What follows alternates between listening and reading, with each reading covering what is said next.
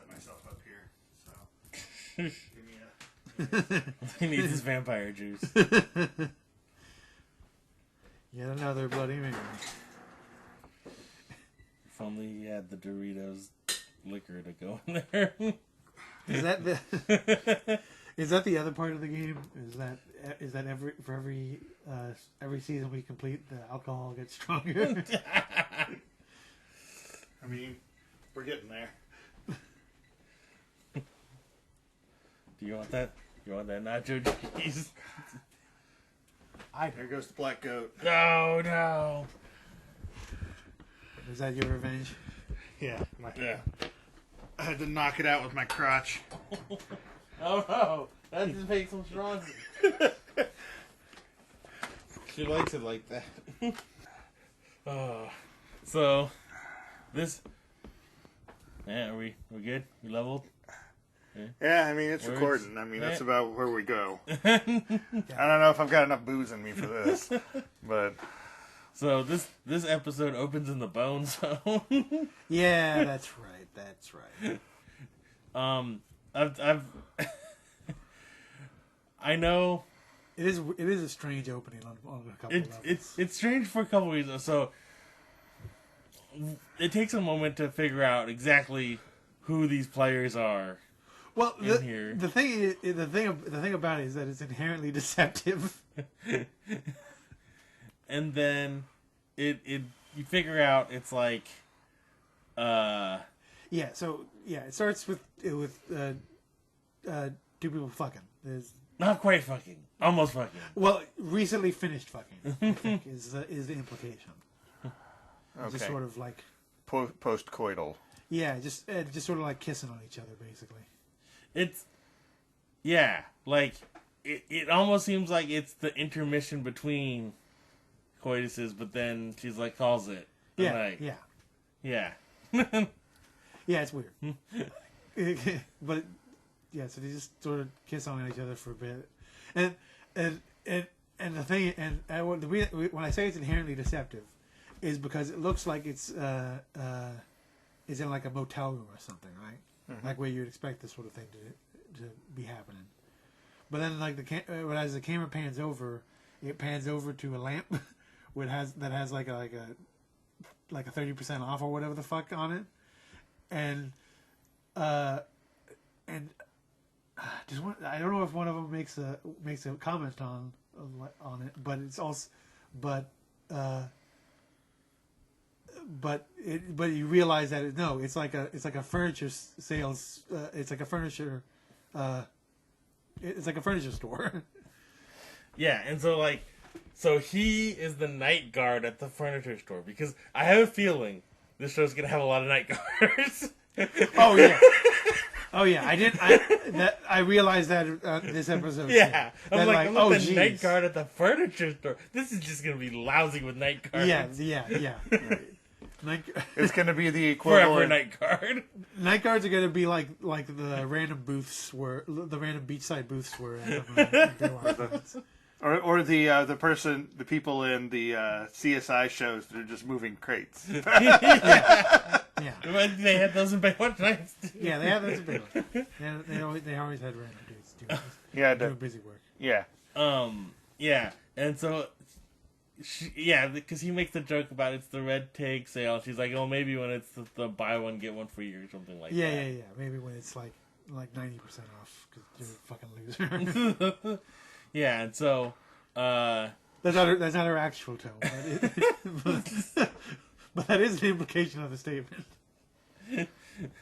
And so she goes back to her car, and then she puts her ring on because she was married, and she slides on her wedding ring so you go, oh, she's married, and then she puts on her crucifix. Yeah.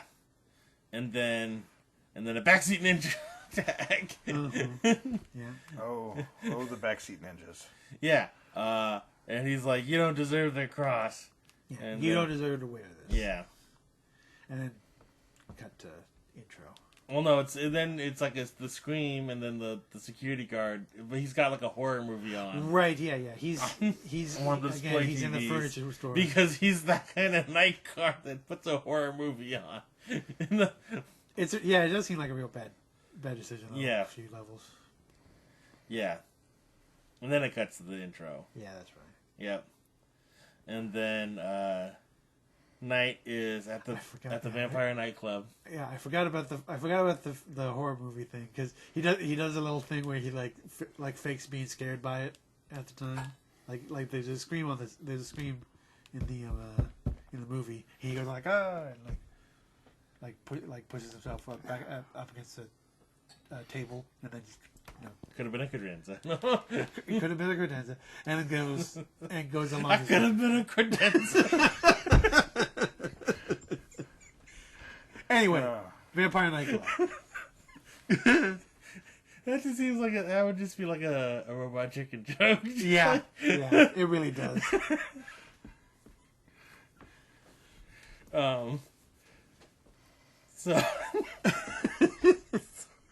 So Night's at the nightclub, the vampire nightclub. Yeah.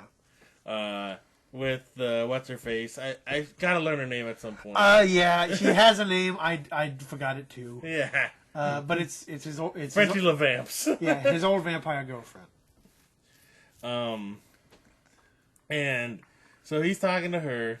It's also established that like the club just lousy with vampires. Yeah. Too. Well, it's a vampire nightclub. I mean, Well, it wasn't clear that was the case before. I mean, they were serving blood cocktails, man. Well, to her, they know she's a vampire, but it wasn't clear that it was like everybody's a vampire there. Because dude hisses at him and everything. Dude hisses at Mr. Knight and everything. Maybe they're just pretending to be cats. So yeah, so she's trying to like get him to drink blood, and like does the thing where she like dips it on her finger, Yeah, like, yeah. Ooh, Yeah. here comes the airplane. He's got a bib. That is what she does. Yeah, she's just doing the whole "you can't deny who you are." He's like, turns out I can. Yeah. And then Stanky comes in because he's tired of staying in the car, and he's like, fucking look at all the tail in this place. Like, Yeah. why won't you let me come in here? Almost word for word. Yeah, pretty much. He's like, holy shit, everybody's fucking hot here. Yeah. And Knight like hurries him out. He's like, fucking Stanky, what are you fucking doing here? Get the fuck out. And he's like, no, fucking my dad fooled around, my grandpa fooled around. They're fooling around the family tradition. Yeah. This is also when I realized that he's married. I don't know if they said that before, but and so so Knight's just trying to keep Stanky from being sucked off in the worst possible way. So he just gets him out of there. And then Stanky's like, well, look, I was getting you because there's a call for the murder. And so they go out there and because yes, the woman is dead. Yes. And not only is she dead, but she's been crucified to the parking lot. Yeah, it's pretty mean. And Knight is not dealing with the crucifixion well because he's like, It's vampire. There's probably a couple things going on here. That there's the crucifix thing, which established in this episode is definitely a thing for vampires.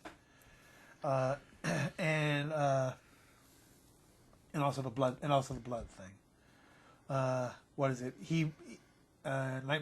Knight points out that like there isn't enough blood from the lady, so meaning it was crucified after she was killed, because the heart doing all the pumping and what have you, and also the security guard who sucks to be him on a couple levels. Yeah.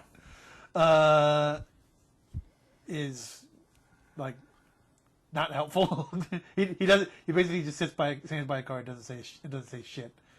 And like just says, take it to the station. We'll ask the fucking questions. Well, Stanky's like, oh, she's guilty, and Knight's like, oh, no, but not because he murdered, it's because she was married.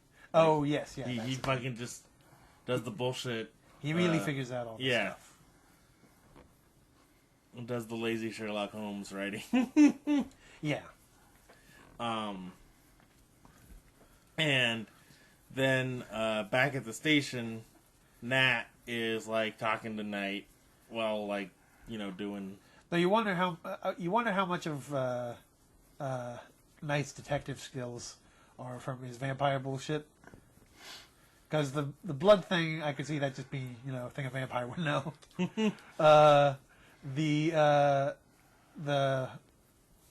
The reason for his guilt could be like his vampire senses, like literally smelling.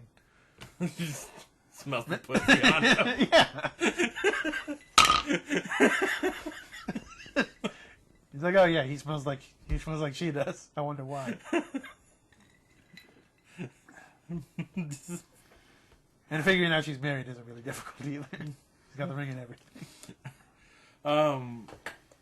So yeah, he's back at the station. Knight's with Nat while she's like finishing up the autopsy, I guess. Yeah, and confirming what he said. Yeah, and Knight's still being averse to the cross. She's like, look at this. And it's like all three victims. They've had 3 victims so far. They're all Catholic. All wore a cross. And yeah, so now they've. And it's again, she's like, oh, you don't like these things, that sort of. Yeah. This is where they actually establish that he has a thing about crosses. Yeah. And then we cut to a priest in a confession booth who is Father Pierre. And the killer shows up at the confessional and does his whole killer rant, basically. Yeah, he's something along the lines of like, I am what is it, vengeance, and I hold perdition and death, and something along yeah, those and he lines. calls himself the arm of God, and does the quote from Pulp Fiction, even though that hasn't come out yet. Yeah. He calls out that the next victim's slutty, basically. Yeah, we're not clear about what the first victim or what the second victim did. Yeah. I mean, the third victim is clearly kind of slutty too, so maybe that's a theme too. Yeah. But yeah, like he calls out enough. He calls it out enough to that. And the priest, of course, tries to be like, no, don't do this. Yeah. Yeah. He's like, you gotta you gotta stop killing people. Like, God isn't about killing people. He's like, no, I'm fucking murder God. He's like, oh no, but I'm crazy. You forget that I'm a nutcase. Funny thing is, I recognize the actor for the priest as the same actor who played the assassin on Lex, that TV show. Oh, got it. Like he looks very different. Mm-hmm. At least in the first, at least in especially in the confessional booth and everything. But the voice is very distinctive. I was nervous you were gonna be like the assassin from this episode of Baywatch Nights. It's like I did not recognize him at all. No. It's hard to recognize the assassin from Lex without the hair that goes like straight up and over. Yeah, the beehive. Yeah.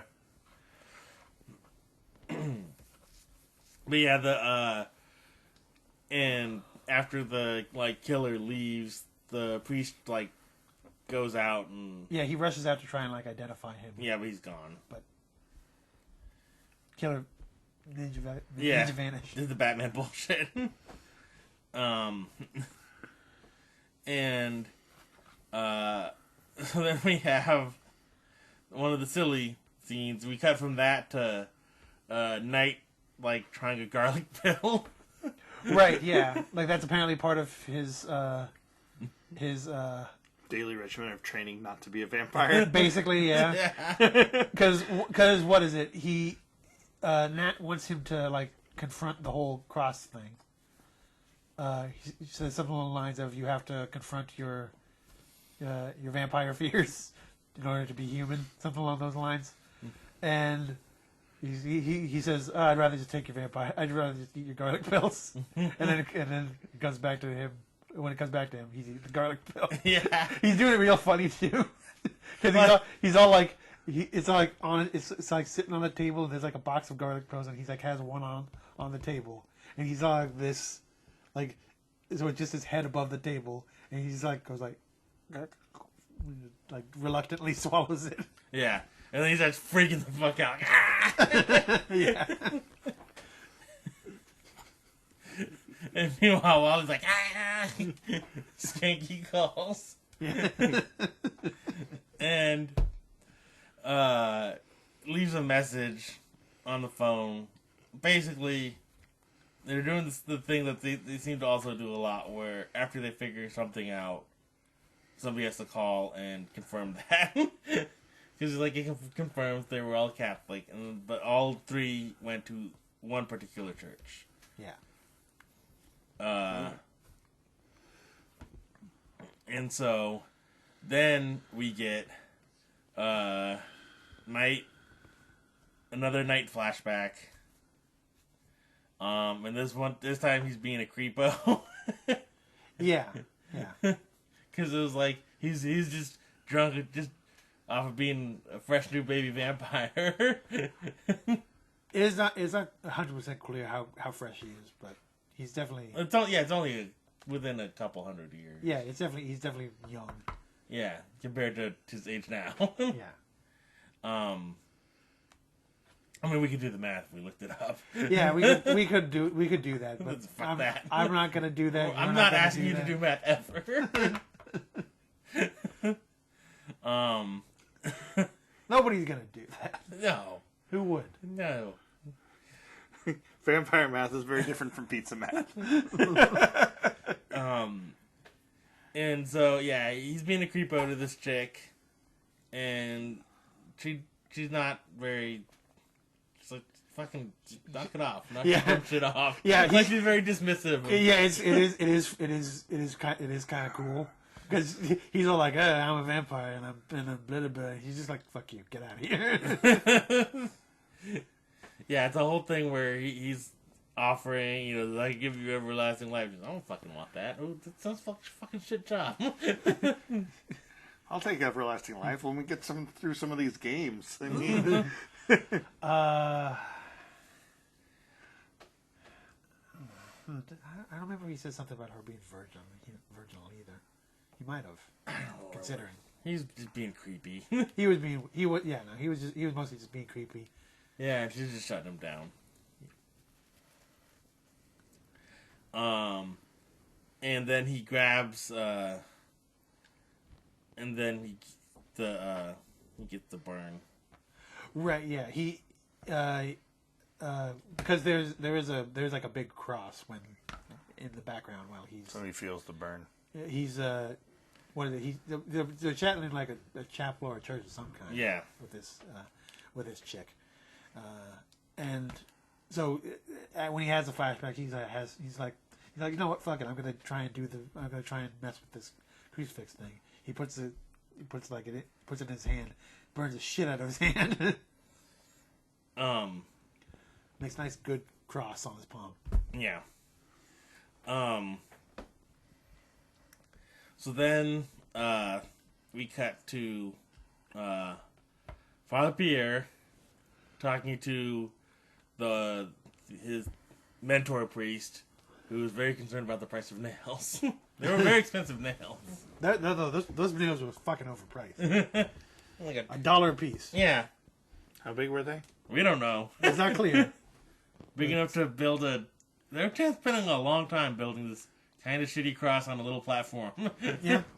They can't be that big. Yeah, I mean, because if you're looking at like big nails, then yeah, that's about right. Also, I don't know about nails in the '90s either. I mean, It's true. I have no idea what I have no idea what what much. '90s nail inflation was. Well, to be fair, this is Canadian money. Oh, that's just funny money anyway. Yeah. yeah, that's a good point. This is the loony. That's a loony. But yeah, they should not be $1 a piece. Is what I think. Yeah. But anyway, yeah, that's all that happened in this game. Yeah, the That's the Father end of the Pierre. episode. Yeah, that's it. Woman gets killed and nobody finds what happened. Nobody Well, they go, we find nails out- are this expensive? Well, There's a credits roll. we find out that these nails are this expensive because that's the kind you use to crucify a lady to the ground. Nick Knight puts the cross in his hand, it burns the shit out of his hand, and then the rest of him, and he's dead. It just eats through him all the way like the alien blood. Right, yeah. And he puts it starts eating through his hand, and then he freaks out and puts his hand up, so then it goes down his arm. And Yeah. then it just keeps on going. Like the needle gun in Punisher 2099. Yeah! I always remember that fucking gun. I only know about that because you told me about that fucking gun. Oh, yeah. Like I read Punisher 2099. Why not? But they're setting up some sort of Easter thing. Yeah, it's for an Easter pageant. Punisher 2099. Yes, Punisher 2099 is the mentor priest, and he's setting up this. He's gonna have an Easter party with Bloodhawk and I don't remember any of the other fucking 2099 guys. Spider-Man. Well, yeah, Spider-Man. The X-Men 2099. Well, no, but I'm trying to remember the people in. There was like Skullfire and Oh, yeah. Bloodhawk and all. I see. I remember like half of their powers, but I don't remember any of their names. Skullfire and Bloodhawk are the best Yeah. I can come up with. That is same. Fucking 90s. No, so yeah, Father Pierre is just trying to figure out like how much he can stretch the confessional sanctity to like prevent murder. Yeah, he's like, what about murder? The other guy's like, it's kind of the opposite of what confession is supposed to be about. Yeah, Kind of fucks up the whole confessional thing if people realize you're gonna snitch on them. yeah. In Punisher 2099, it's like, yeah! Snitches get needle. So then Stanky goes back to the vampire club. Immediately gets grabbed by a vampire lady. Yeah. He works up his courage. He's like, "Fuck you, Knight. You don't know what you're talking about. Yeah. I'm gonna fuck a vampire. That I don't know. It's a vampire, but I'm gonna do it. I'm gonna stab her with my wooden stick, if you know what I mean. I'm Stanky. Oh, yes, his catchphrase. I forgot. Oh yeah. But no, he goes back in, and immediately gets grabbed by a vampire who was giving him eyes earlier. Yeah. And she's like wastes no time at all. Yeah, she's just like, let's dance, like, Yeah. immediately. And Stanky does his weird Stanky dance. he does his weird dance. The weirdest part about the dance too is as goofy as it is it doesn't seem as out of place as it should. Yeah. Because the other people are all weird dancing too. Yeah. And then he's like, I can't believe I'm dancing to this. And then she's like grinding on him. Yes, yeah. It's incredibly unsubtle. So they do that for a little bit, and they make some dumb conversation. I really Yeah. don't remember the She's like, you know what else goes with dancing? And he's like, dining? And she's like, fucking this idiot. He's like, oh, that's funny. I meant fucking. How about we go to the zoo? It is weird how much Stinky pumps the brakes on it, considering he's explicitly going in there to just fuck a random chick. The thing, the bad thing is, oh god damn it! In the first Rocky movie, when he's like a tough for the mob, And like his tough guy friends are like making fun of him for like liking Adrian. Yeah. And they're like, yeah, why did you take her to the zoo? I heard retards like the zoo.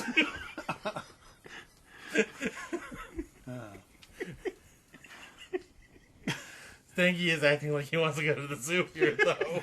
He does. Yeah, he does and he is. But the... It's unclear, like, there's a point at which she does apply some vampireness to him. I think it's around right after this. But it's hard to know how much is just him just being awestruck by her just being a hot chick, and how much is her leaning into it. Yeah, it is a little bit hard to tell how much of it is vampire control and how much of it is just boner. Yeah, all the blood is gone from his brain. But like I said, it is funny how much he pumps the brakes on this, because again, she's being very unsubtle and very direct to the point. And he pumps the brakes real hard. They're like, "Are you sure you don't want to like get to know me a little bit before?" Well, it's not even like that. It's just like he's not even. It's like, it's almost like it's just overloaded his system. Yeah, it does seem like it just. It's not so much him pumping the brakes. It's just like she was grinding on him. He's like, "Oh, I'm done." Actually, that would have been. Dang, you need to nap.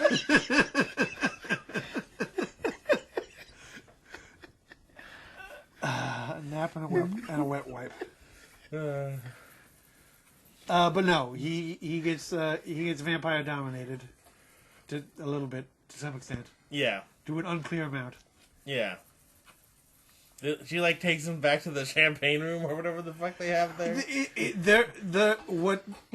The layout of this place is bizarre because they go back somewhere private.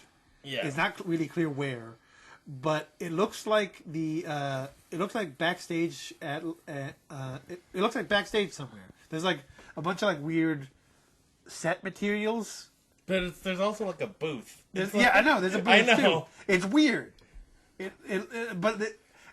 My thought of the booth is that it's like part of a set and it's just like pushed up against the wall somewhere. Like they roll it out to do plays or something. I know, it's weird. I heard they're doing Hamlet at the Vampire nightclub. Exactly. Because there's a bunch of weird stuff in there that doesn't. There's like backdrops and stuff that are just sort of like hanging out in the background. If you buy 2 blood mimosas, you get the 3rd for free. But no, she takes him to a booth, and straddles him.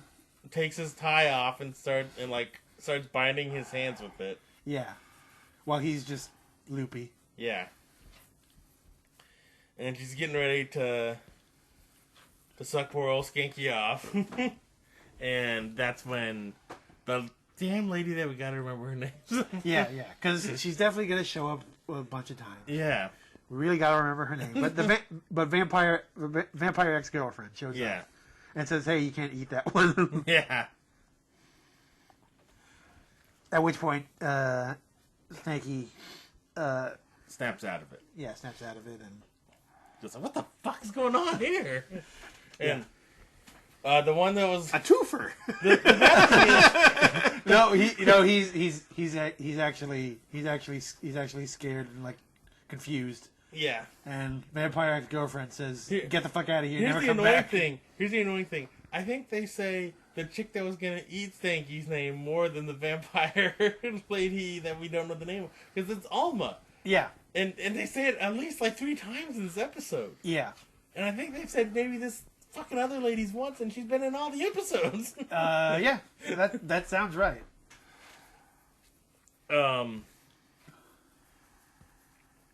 Yeah, she's like, Alma, no, bad, bad, bad on. It's just a rolled up newspaper. Yeah. And a spray bottle. Yeah.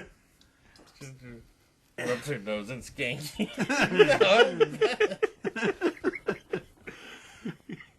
And the funniest bit too is Alma just clearly doesn't give a shit. That she really doesn't. She's he's like no, stop, and you never come back.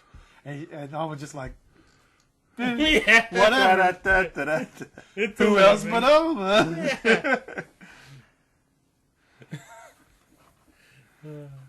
So, so then She's like, I had to go to the zoo.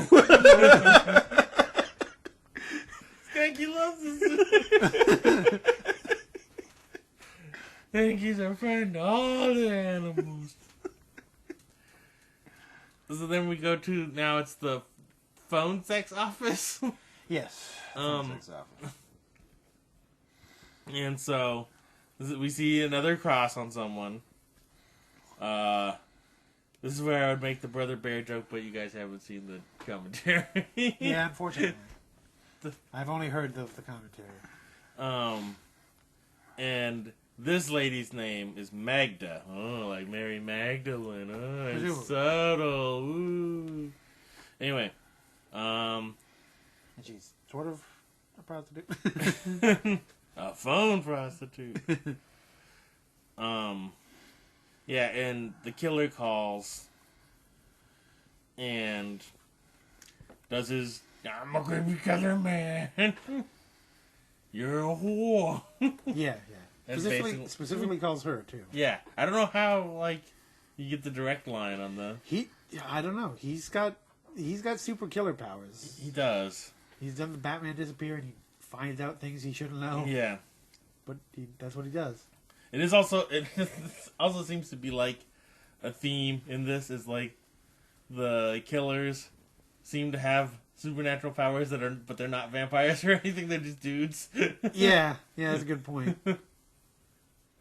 So anyway, yeah, so that obviously freaks Magda out, and so the manager, the phone sex manager, Yeah, her sends boss. her home. Yeah, she's like, you're no good now. You go home. Go, just fucking leave. Yeah, and so then of course, the killer then pounces on her. Immediately attacks her because obviously that's what's going to happen.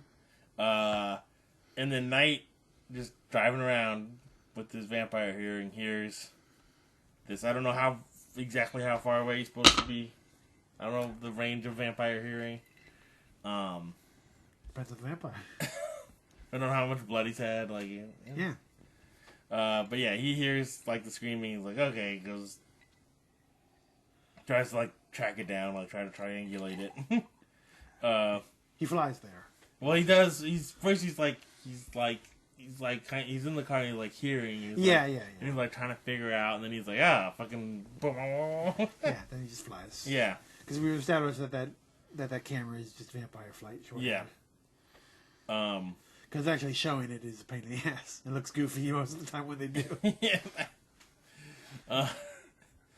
So Put him on the harness. I mean, he's done.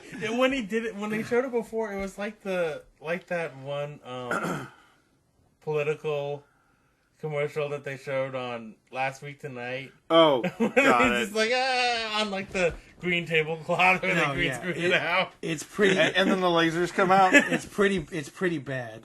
Because he's done a bunch of flying already in the show. But they've shown about like maybe 3 seconds of it. Yeah. And 2 of that was slow motion riding attack through a window. So, Knight hears it. He ends up on the roof of the building, and like opens the like access panel to the roof so he can go down and the killer's like there, like right there, Yeah. with her, and Still struggling and fighting. yeah. So he drops down. He's like, "Metro Police." It's funny how the killer doesn't notice it either. Yeah. He doesn't like sneak up on him either. He just literally like just shows up. Yeah. And then the killer just immediately shoots Knight. Like, Knight's got the drop on him, got the gun pointed. He's like, "Freeze, Metro Police," and he's like, bang! Just fucking shoots him. And then runs, and then Knight's like, basically does that call an ambulance. Yeah, And then, the lady gets away. yeah, and Magda, he tells Magda to call an ambulance, so she runs, and he's like, not for me, just runs after the killer. Yeah, now. call an ambulance, but not for me. Yes. Because vampire. Yeah. And so he gets out to the alley and stops someone, but it's not the killer. It's Father Pierre. Father Pierre was waiting in the alley to try to warn Magda that somebody was trying to kill her. Yeah, because he figured out who the next target was. He's like, I know the third sluttiest parishioner at my church. I've heard all her. Well, he does give clues as to what she does. Yeah, I know, but no, but that is also the implication. So I think he says something along the line that she taps men with her voice and all that. Yeah. It's still. I'm not sure how many phone sex workers talk about that to their priest. If you're a good Catholic, then all of them. And if you're a naughty Catholic, The question is how. If you're a naughty Catholic, call call 1-800 Black Blood. 1-900 Cardinal Sin. So. Yes, Cardinal Sin. The least respected X-Men. No, there's that one bird guy. It's the bird dude. Yeah, not Angel. The guy who's just like The chicken man. yeah. Well, I mean, there's also Cypher. He's not respected. Yeah, I mean, there's a lot of X-Men that aren't really very respected. It's true. They just keep adding them. It's true. Well, that is the nature of mutant powers. It's like someone's just gonna be shit. Yeah. Like Bird Guy, whose power is I look kind of like a chicken. Yeah, and I have hollow bones, and I'm fragile. Very, very fragile. Anyway. Yeah. So. You fly at all? No. Just looks like a chicken. He's literally just Chicken Boo. No, except he doesn't get any women. Yeah. He's not a master of disguise. Yeah, he never led an army in the Civil War. Yeah, never happened. So. Well, you don't realize that Chicken Boo is just his fan fiction. And the hero was a giant chicken. He's the writer of all those segments. That'd be a good revelation.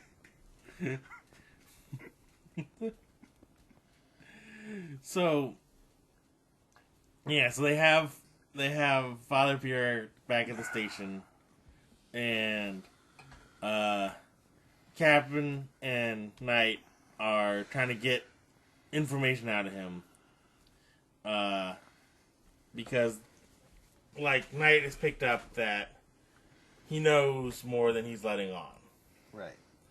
and then Knight, I can't remember what he said that crossed the line. We crossed the line. The Cap's like, "You're fucking out of order. Get your shit in order." Yeah. And then he has another flashback. And Did we miss the part where he talks to Father Pierre before this? I think we might have. what? No, Or is that later? no, he goes later. Okay, that's later. Okay. Yeah. This is the first time he's met. Okay, I wasn't sure if that. You know what? Yeah, he did briefly get shut down. I forgot. It's very brief. Yeah. He goes and finds him and talks to him, but Father Pierre is too busy to talk for some reason. Well, yeah. Well, he doesn't want to talk. Yeah. Yeah, I thought that was. Yeah, that was a thing. Because that's how he recognized. Because he recognizes him. Yeah. Because the way the scene with the chase is set up is to make it look like Father Pierre's the killer.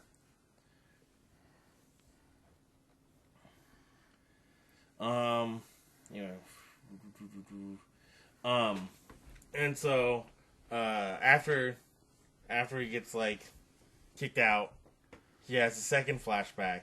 And at the end of the first flashback, they forgot to mention... Oh, I wasn't sure if she revealed her name. She says her name. Yeah, because when she says "fuck off" and he leaves. Flashback girl says, "What is it?" Flashback night says that asks what her name is, and she replies, "Joan." Yeah. Oh. Yeah, and then the second flashback, of course, now she's all in the fucking armor. And, yeah. And he's like, if you were a vampire, you could just beat all the British people's asses. Like, yeah, he's continuing the vampire pitch. Yeah. And she's like, fuck you. Yeah. Fuck you, eternal life in heaven, etc. Yeah. I'm too Christian for this bullshit. Yeah. And he's like, but think of all the British people you could kill. Vampire people love killing British people. I mean, yeah, it's classic. I mean, yeah. I mean, how many times in Vampire Stories it's fucking London? Well, not only that, but it's like either Germanic people or French people that are the vampires too. So, yeah. Like, yeah, fuck the English. And yeah, so yeah, she's no, I'm not gonna be a vampire. Yeah. And so then, when Knight's like just sitting out in the hallway, Magda finds him. He's like, "Didn't you get shot?" And he's like, "Fuck, just grave me just a little." And like you can see the hole in his shirt still like right in the middle. Yeah. There was a like immediately after he gets shot and like just he's wearing a white shirt. Just like... immediately after he gets shot, he just like shrugs it off. Like when he starts running after the killer, like they show like the hole in the wall that's like directly behind him. Yeah.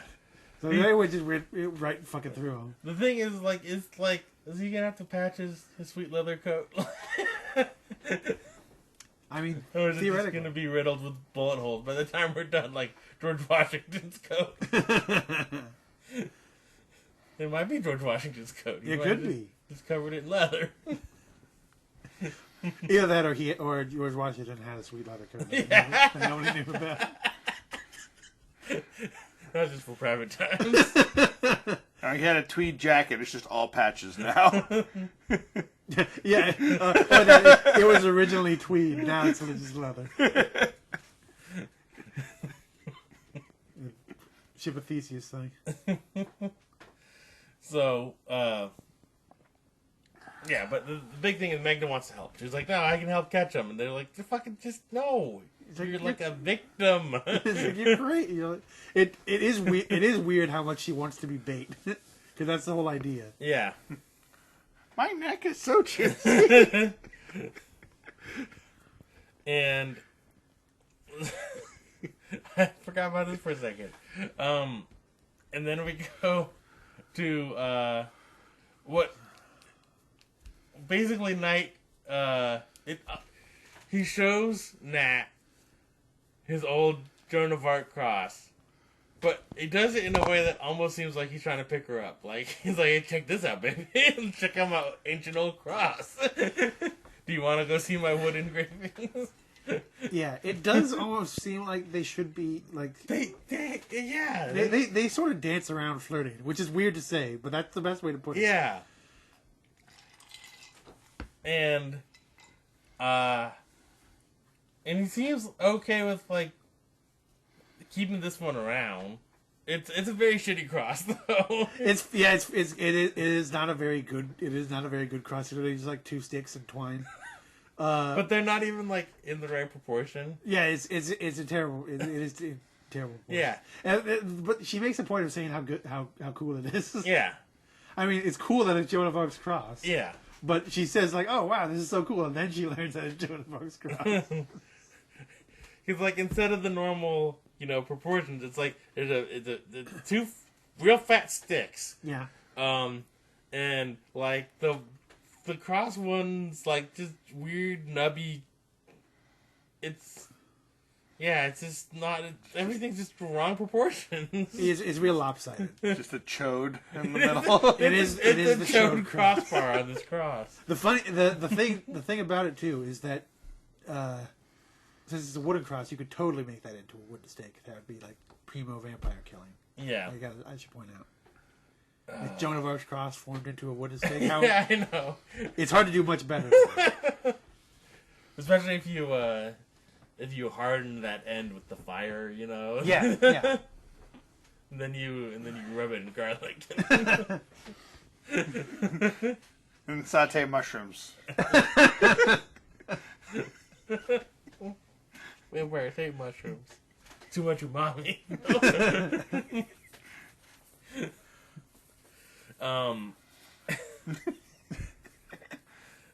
Yeah. So he's trying to eat. Well, you gotta have garlic and mushrooms on your steak. No, I got it. And the compound butter. Yeah, there you go. That's excellent.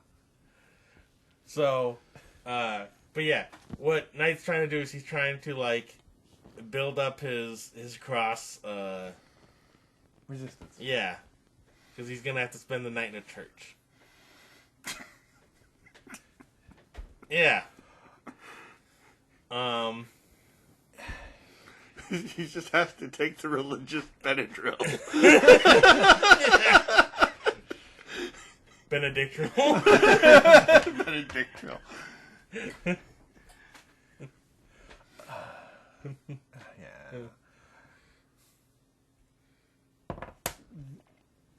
Yeah, well, I forget like what the plan was exactly for the staying night in the church. Because that did blindside me a little bit when he said that. So, well, actually, he said spend the next day in the church, but Well, yeah. I spent 24 hours in the church. Yeah. So, he just says that, and then we cut to Stanky doing his "I just called to say I love you" thing, but it's like 7 a.m. and his wife's pretty pissed that he called so early. Yeah, that is really funny. Yeah, that was pretty funny.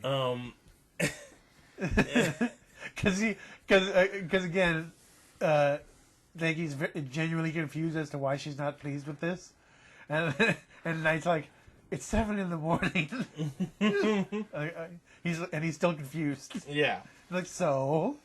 And so then, inside the church, Knight goes in, and then inside there, he's starting to have a little episode again. Yeah, he's getting a little flashback. Cross crazy. Yeah. And he flashes back to watching Joan when she's all lashed to the stake. And, like, as they're lighting her up, she's begging for the vampire over there to hold up the cross for her to give her the resolve. And he's like, ah! Yeah. Freaking me out, man. Yeah.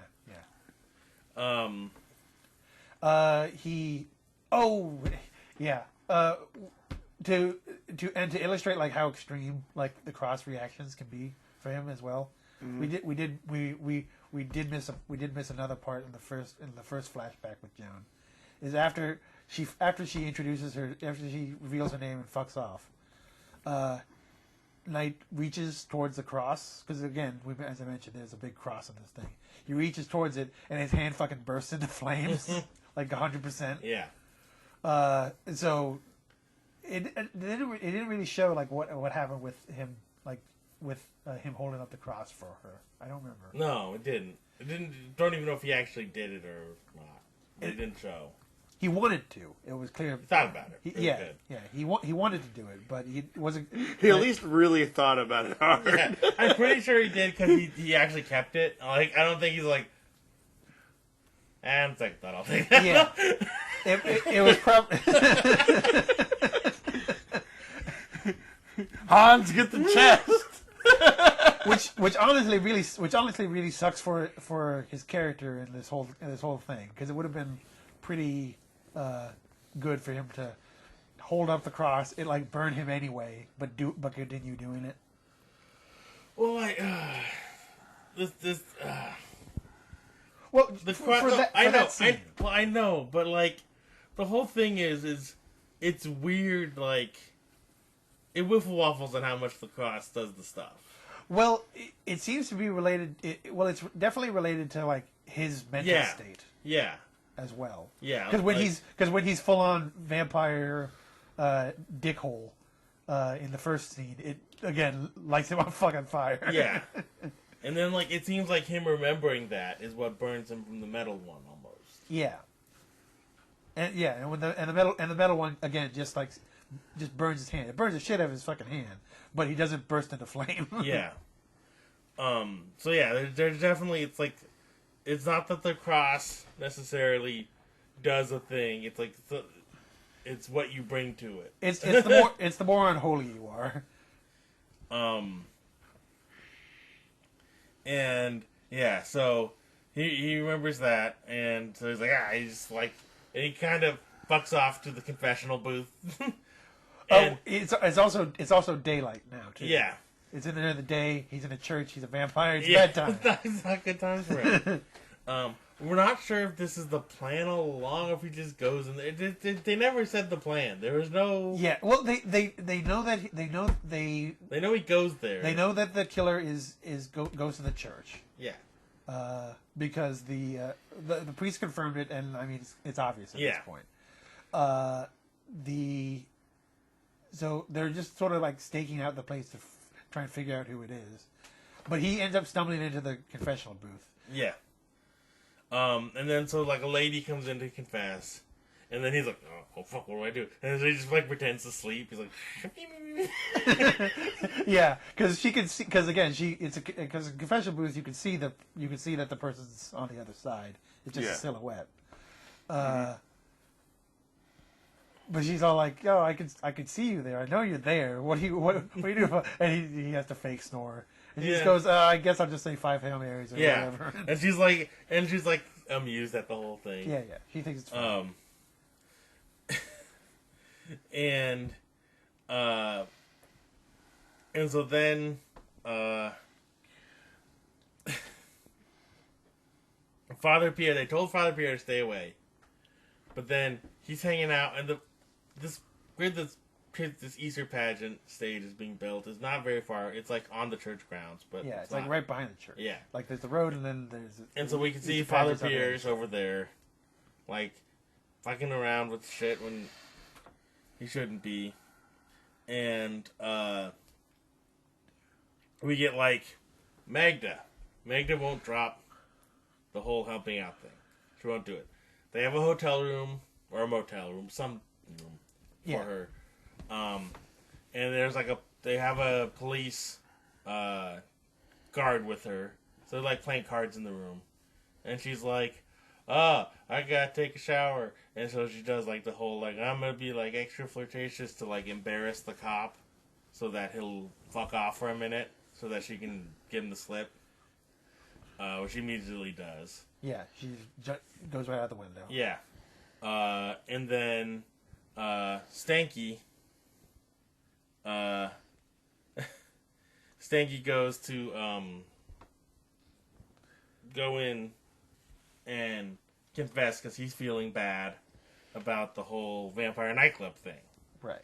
So he goes into the confessional booth and he starts confessing, and then of course, obviously, Night recognizes him. Yeah, and so he immediately does like an Irish accent. Oh, yeah, he does. He does a nice. He does like a leprechaun accent. Almost. It's very Irish, his accent. Oh, you got me lucky charm. You got me lucky vampire charms. So he just plays it straight, and he's like, ask how long it's been since his last confession. He's like, it's been 2 years. I haven't been very good. Oh, Macora! He's just basically like the first merchant from Dark Souls. Yeah. He gets Stinky to just spill his guts, and Stinky's all like, I knew I should have done it. Why did I do it? Well, I've been a good Catholic all this time. Yeah, and he's like, and he's trying to remember the vampire name. He's like, it was like Elmer, and then Knight goes, Zalma. And he's like, wait a minute. And he goes around and opens the door, and Knight's like, eh. He's like, fucking. Yeah. And Knight's like, hey, I told you not to go there. Yeah. Told you to fucking stay away from there. And he's like, fucking. Don't ever go back. Yeah. You'll fucking die. He'll shoot your eye out. Yeah, and so Stanky, like, just storms off. And so then, Skanky goes back to the car outside. And then now we have another conversation with the priest. Like, his father, Pierre, shows up in the church. Right. And talks to Knight. Yeah. And Knight's, like really getting, like, bombarded by the cross here. Yeah. Yeah, he's really feeling all the things. Because Pierre found out that he was in the confessional. And it's like, which yeah, not supposed to do that. Yeah. And he's like, no, we're trying to fucking catch him. He's like, you're just being mean. Yeah, so he's really chastising him. Which possibly amplifies the whole cross effect. Yeah. And so then, like, he sees, like, that this is really affecting Knight. And he's like, hey, how about we just, like, we can make amends over some bratwurst. Like, I don't know where the bratwurst came up, but he's like, bratwurst. And then, evidently... And at this point it's Knight out. Yeah, Knight goes out. And then, but here's the thing, like, for some reason, Skanky also heard about the bratwurst, because he's like, what's this about the bratwurst? I think if you say bratwurst within, like, 50 yards... He's got vampire hearing, but just for sausages. That's the impression I get from him. I mean, I'm pretty sure I have that.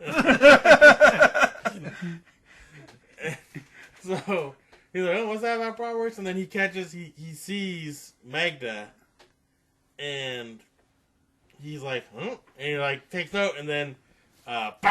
Skanky gets ganked. right in his fucking glass jaw, because he's immediately out. Yeah. He is having a real bad time in this episode. Yeah. Overall. It's Skanky's bad day. Skanky's bad day. Yeah. So yeah. So the killer gets Magda, like, immediately. Right. It's a kind of weird scene because Magda goes into the church, and again it's night, and so, like, there's, like, almost nobody at the... Well, she's going into the church. You don't see her go in. You see her, like, walking. Well, no, it's at the pews. Oh yeah, she does. Then she's inside. Yeah. It's kind of, again, it's a weird scene because, like, she goes into the church, like, sits down at a pew, and, like, starts praying, like, presumably, or just mouthing watermelon over and over again, so everyone thinks you are. and starts praying, or either that or she's pretending to pray so that she can, like, keep her eyes out. Yeah. But then again, it's night out. So there's almost nobody in the church. Just the father and her at this point. Mm-hmm. And again, the Father Pierre, nowhere to be seen while this is happening. He's got to get them bratwurst. Yeah, he's wrangling bratwurst. He's trying to resuscitate Knight with bratwurst. But she sits down at the pew, and a dude comes in, and, like, sits next to her at the pew in this empty church. And she doesn't think about it for a second.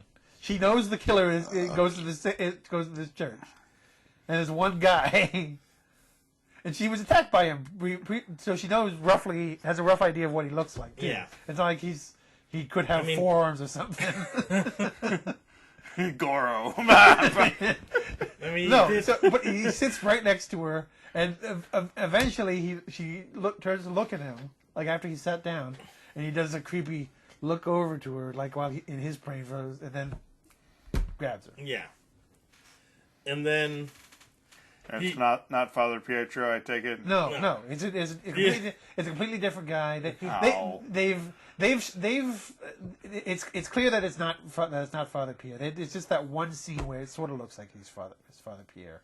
And, like, it's obvious that it wasn't, because it's not even like they were trying to play, like, oh, is it secretly Father Pierre? Because he's wearing completely different clothes. Yeah. Oh, okay. It's not just he's crazy. He didn't just confess to himself in the confessional. Yeah. There's a couple other scenes where it shows that it's, like, where it's clear that it's a different guy. All right. because when he gets chased in the hallway, or in the alley earlier, like he does have like a mask on, because he's I guess he doesn't want. I don't know why exactly he's wearing the mask. He's real brazen with everything else he does. I don't know why he's wearing the mask there. Yeah, but like the killer was wearing just like some pretty slim black stuff, and then like Father Pierre's got like a coat and like a hoodie under it, and like and there's also a couple. I think there might be a scene where if I'm remembering right, where you sort of see the killer, like you get a sort of a look at him, and he looks completely different from Father Pierre. Oh, okay. Yeah. I got the impression that just because of how it was all stacking in, that it was no. They don't do it's. They only sort of show you a little bit, like of all this stuff. So it's hard to recount it, that the small clues they give you, that makes it clear that it's not Father Pierre. And this is also like between the two cases we've had now, they like to show you only a little bit of the killer until like the very third act. Yeah. Because like the same with the Blood Doctor. Yeah, it's true. Is like when I wrote it as Father Pierre. No, you're thinking Baywatch. You're right. Because to go back, like they like the first time Dr. Fenner, right? You see, like he's pushing the little fucking they show him like from behind a little bit, and they show like a POV shot of him. And then when the lady said the police, and they did the weird tight shot on his eye, where his eye went. There's a few shots like for that one. There's like a few shots like of just like his eyes and stuff, so that you can tell sort of what he looks like. But yeah. And so they like to like hold off on the person who's the guilty party until like the last 5 minutes or whatever. Yeah. Anyway, Magda got. Yeah. And so the killer takes her to their little cross that they're building. Yeah, the little Easter cross of them. Yeah. It's not little, it's a big cross. Person size. Yeah. And then of course, he ties her to the cross to burn her at the stake there. And Night like shows up. I don't know where the fuck he was before this. What is it? What is it? Another cop before, like in between these. Oh yeah. Another cop comes up with a bratwurst for Stanky. Yeah. And he's like, "Oh, it's a bratwurst. Oh no, Stanky." That does happen. And worst of all, he drops the bratwurst. Yeah. No. But then he just picks it up. As like, Stanky, I'll never know. No. But they call on the radio. Well, like because that's when Stanky informs that Magda. Yeah, is on the premises. Yeah. And which I mean, like even though he got real easy, at least he's like as soon as he came to and like he was on the ball. He's on the ball. He just has a glass jaw. So. I mean, to be fair, he was sucker punched. You know, the shot you don't see coming is the one that gets you. It's true. So yeah. So presumably that alerted Knight to be on guard and looking for the. Yeah, that gets him a move. But yeah, so he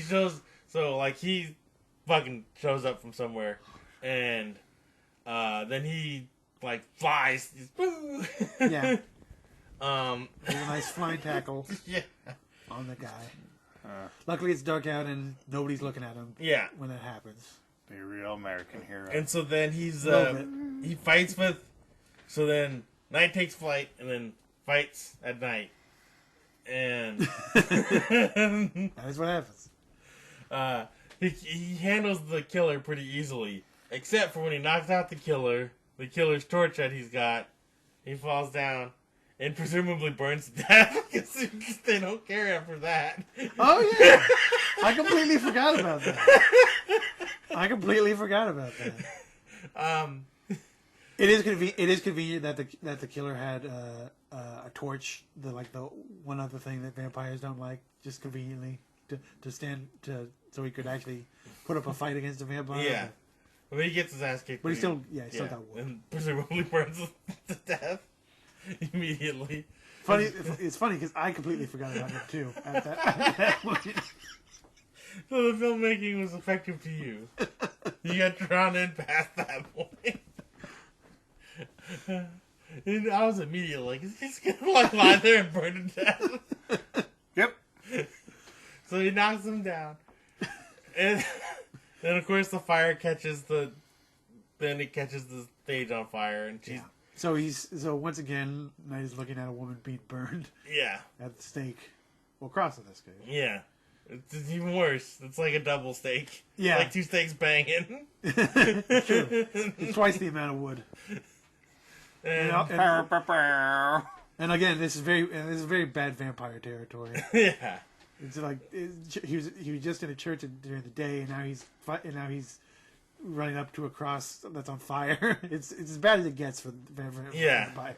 So, well, if the cross is on fire, is that worse or better? Because it's worse for vampires because the fire is one of the weaknesses. Yeah, for vampires. they don't like the fire. They don't like the cross. And I mean, eventually, if the fire will burn the cross away, that'll help the situation, sort of. Yeah, there's still fire. But I mean, but then you have to watch out about the pointy parts, because now it stinks. Yeah.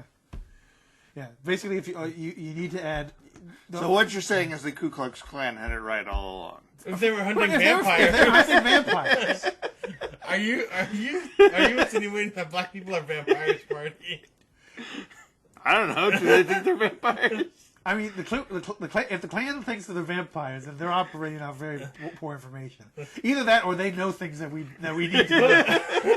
Well, they've also mixed up their supernatural thing, because they're dressed up like ghosts. I know. Vampires don't give a shit about a ghost. But then they're also naming themselves after mythical monsters too. So the goblin's coming after ghosts. Wouldn't it be awful if the whole thing that makes ghosts and goblins a very different type of thing. Wouldn't it be awful if the whole problem with the Klan was that there was a bunch of black vampires? Are you suggesting to make the Ku Klux Klan fights Blackula? A little bit. We need a movie where the Ku Klux Klan is the good guys. But no, wouldn't that be awful if all the problems? That's the worst. But wouldn't that be awful if all the problems with the Klan were because there were a bunch of black vampires and they caused a whole bunch of problems?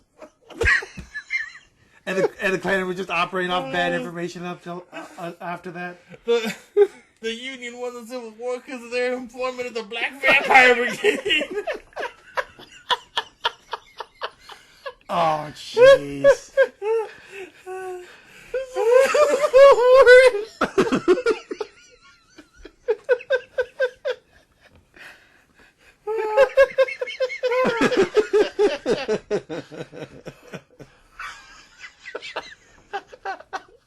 God.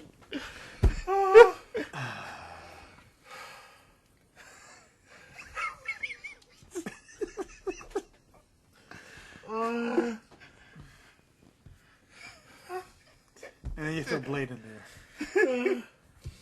And what's his name from Venture Brothers? Right, yeah. Well, yeah.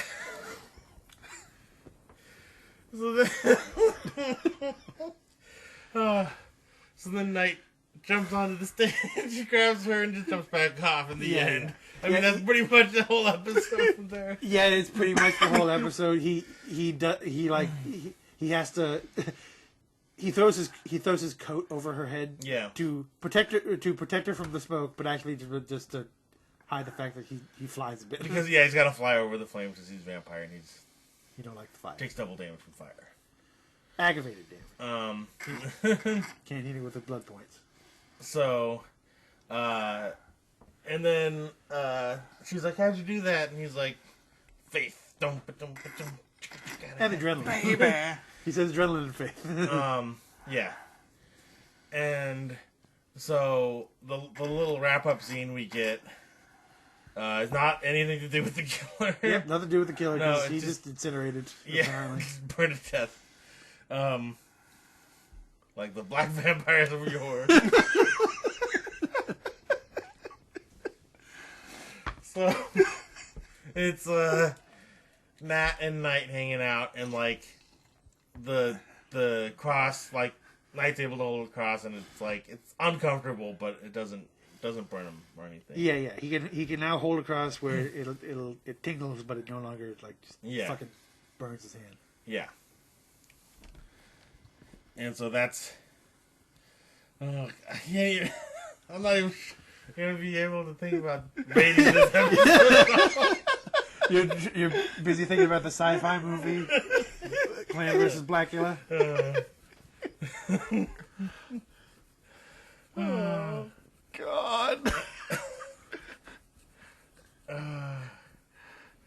It's like if Perger, you and Sci-Fi teamed up to make a movie.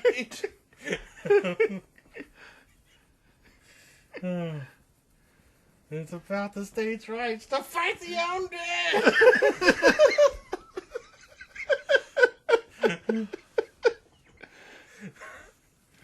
Oh, God.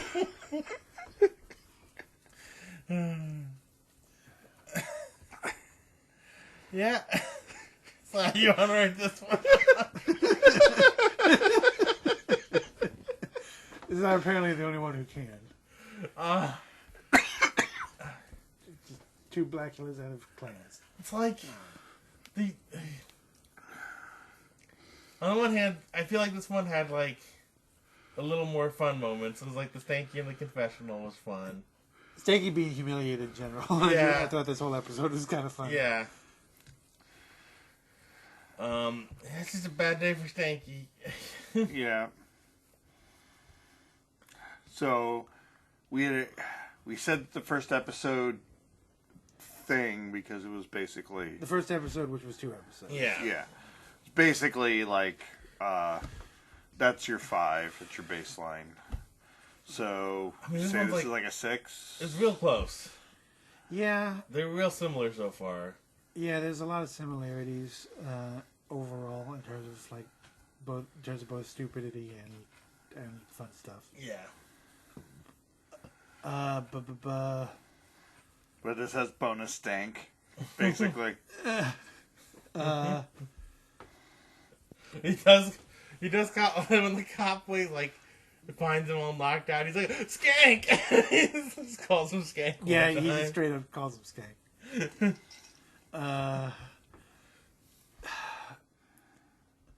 It's hard to think of any particular thing that makes it making it better or worse, though. That's the thing.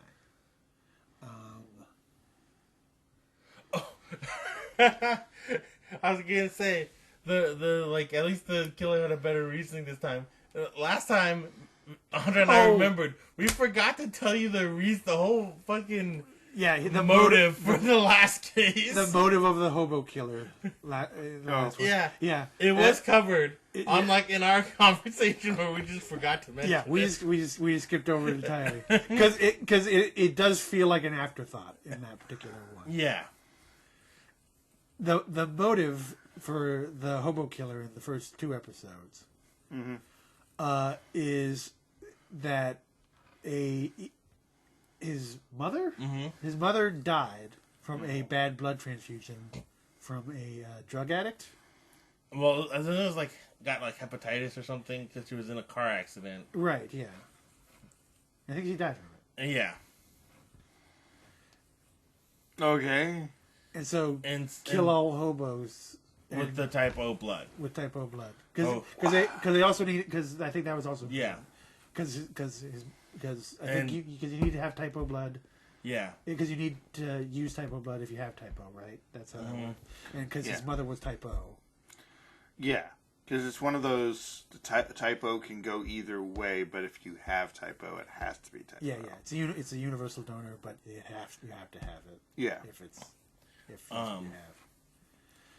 And so yeah, so he was just trying to kill all of the people with the typo to get the one that gave his mom the dirty blood. Yeah. Great. Yeah. This one's motives, while not good, are better. Yeah. They're much more coherent than the and that reminds me, because of when this came out, I feel like there might also be a lot of like skirting around but making weird like allusions to AIDS, because there's a whole thing with the dirty blood in the first episode, and then in this episode when Skanky's almost getting drank by Alma, and unnamed vampire lady warns him that like that's not the kind of girl you want to. It could be fatal for you, and then Skanky believes that she has AIDS, but doesn't say AIDS. No, that's not what he said. Yeah, you can't say AIDS. Yeah. Yeah, I remember thinking that at the time, but I forgot about it. I forgot about it. Yeah. Don't say AIDS. Yeah, but don't say AIDS bill had passed. So that might be a thing that comes up because it's a whole vampires and AIDS kind of it's a whole thing. Yeah, I think they did that on what is that True Blood show a bunch. Probably, I don't know. I heard something along those lines. I could be wrong. Having not watched any of the episodes, I couldn't say it, but I heard something along those lines. What was it on an old Rooster Teeth podcast? Jeff talked about seeing the 5 minutes of each episode where somebody took their top off. Funny. That and AIDS. That's all we know about that show. Yeah, they're. No one else is watching it. Any other part of the show. Yeah, I think you're right, Marty. I think a 6 is about appropriate. It also adds vampire lore, which is something I always appreciate. So. I'm just curious if they're gonna keep like every time he has flashbacks, is it gonna be like different historical figures that he's thinking about, or. Nope, only Joan of Arc. It's always Joan of Arc. Well, they've got to have a flashback where he's fighting Nia Blinken, because, vampire hunter. Oh, man. That's a, wow. All the posters for this fucking show are hilarious. What? Oh.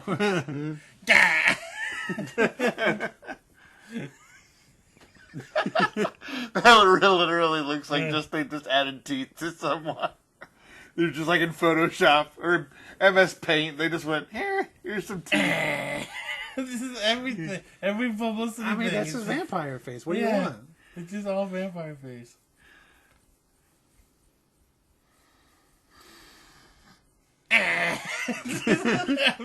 That's his vampire face. Cover of every DVD release and everything. It's just. I don't know what you want them to do. And this is like. Yeah.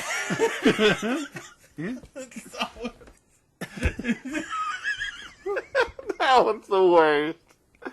Because it just has the normal derp face, and then next to it is just like they just put like a bloom like bar right across his face. Oh man, we gotta get a copy of this. More music from the original television soundtrack for every night. And it's got like him doing like his like I'm a cop, and then in the background. I don't know why you gotta hate on his vampire face now. And the hair is funny too. Like he's like the hair is funny. It's like once he moves into the vampire derp face, the hair has to go back. It's like he's doing like vampire improv in this. Damn it! Damn if you're not right. It's Vampire Seinfeld. No. What is it about these restaurants with all the garlic? No, that's him. That's him on a poster at a college saying, "Come to the Chuckle Hut for Vampire Improv." Yeah. With the vampire players. But it's like not even like the good ones. It's like the Full House equivalent. He's got like a fucking woodchuck on his hand. The rest of the crew.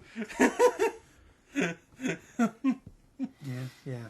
I was kind of hoping they would all have vampire face. But... No, that's our good old skanks right there. Looking up in appreciation at the vampire face. With Yeah. I'm glad I don't gotta do that stupid face. Skanky Marty spirit animal.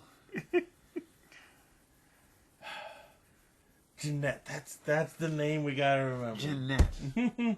Okay. I should. Okay. Okay, I can remember that. Yeah, I can remember I that. can do this. You can do this. You can remember Alma, but not Jeanette. Well, they said Alma like 4 times in this episode. Yeah, they said Jeanette about once. Yeah, once over the course of 3 episodes. Exactly. Yeah.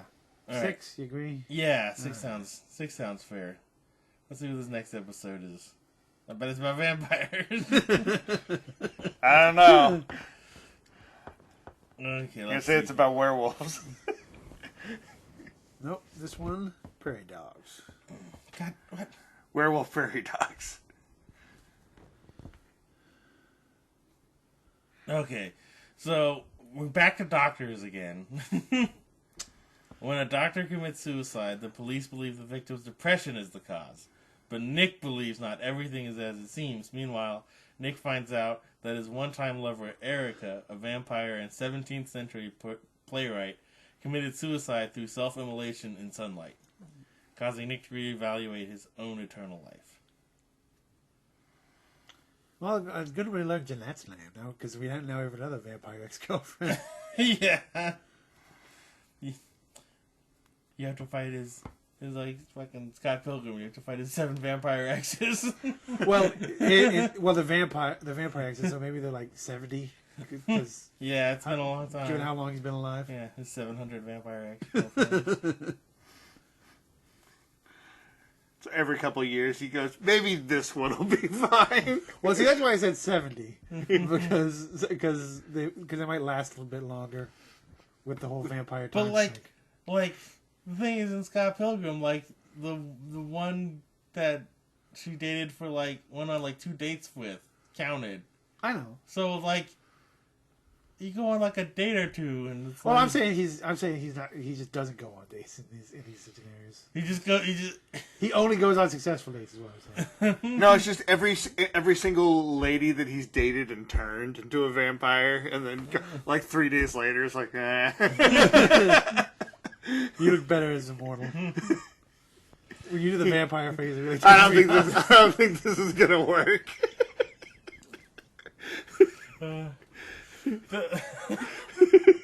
The bad thing You is, keep snoring in your fucking coffin. no, What the the bad fuck? thing is now I'm just picturing like the fucking the curator lady, and then her vampire face, and it's been like, that's not working for me.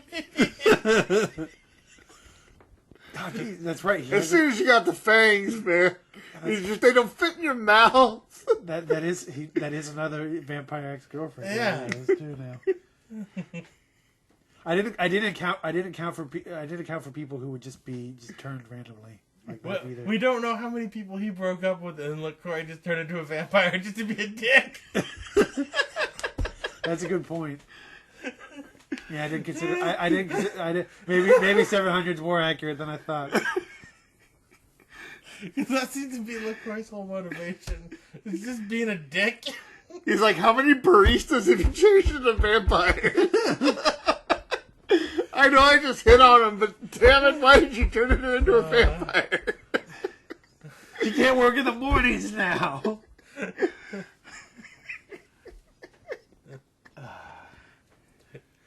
No, yeah, it's that was LaCroix's whole character was how can I be the biggest asshole to Nick Knight? Yeah.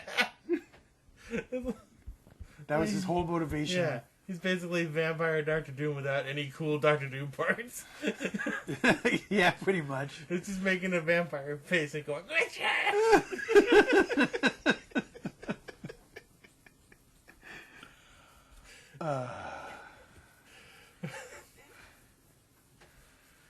Alright.